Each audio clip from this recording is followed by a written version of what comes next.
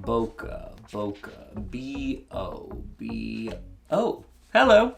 I didn't hear you come in. I was just trying to find the definition for bokeh. What is it? Why is it so important? What is so enticing about it? Why do so many people want it? And how to achieve it if maybe, like me right now, you're not using a very fast lens? Well, my friends, I have a solution to that problem, and I can't wait to share it all with you here today. Let's jump right on into it.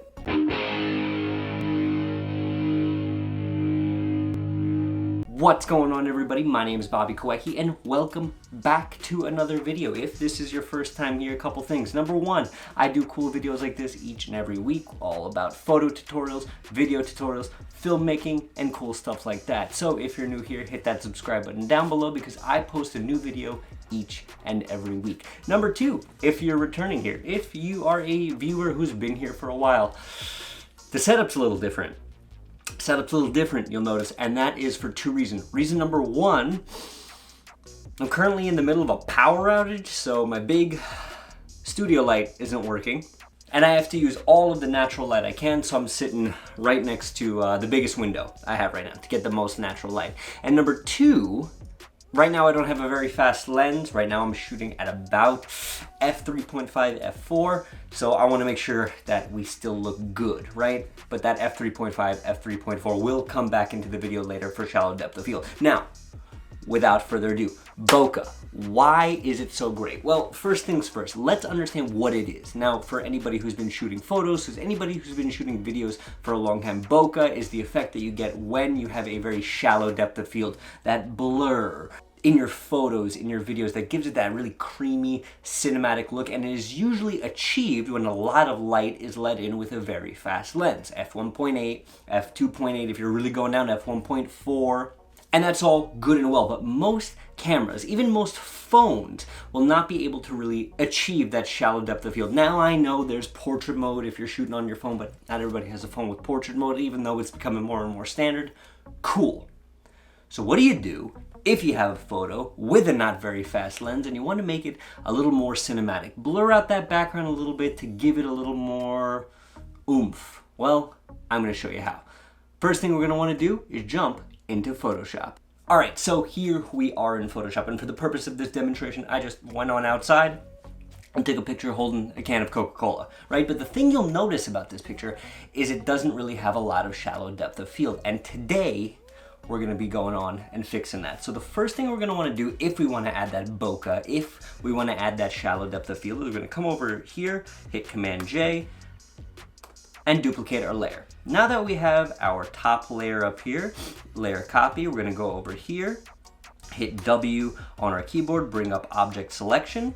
Next, we're going to want to come right up here to select subject, hit that bad boy, let it do its thing. So now we have our subject selected. Super cool, pretty easy so far, right? This whole thing is actually super duper easy. So with now that selection, what we're gonna wanna do is disable our top layer over here in the layers panel and click on the bottom layer. Here's where we start getting into the real sort of intricacies of it. I'm gonna come up here to edit, scroll down to content aware fill, and hit okay. Let it do its thing. Sorry, my MacBook is so slow. And there we go. Obviously, not the best content aware fill at all, but it's fine because we're gonna hide that layer anyway. We just needed to sort of create that separation, right?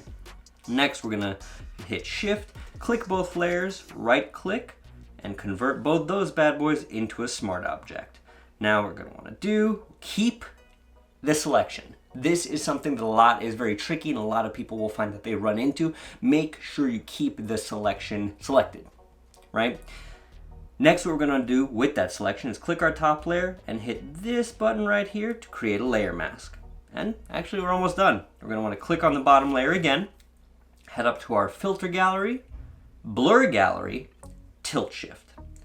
Now we're getting somewhere. Up here on the side, we can adjust just how much blur we want, but first thing we're gonna do is we're gonna bring that all the way down, bring this all the way here, and we're gonna wanna bring this all the way throughout our photo.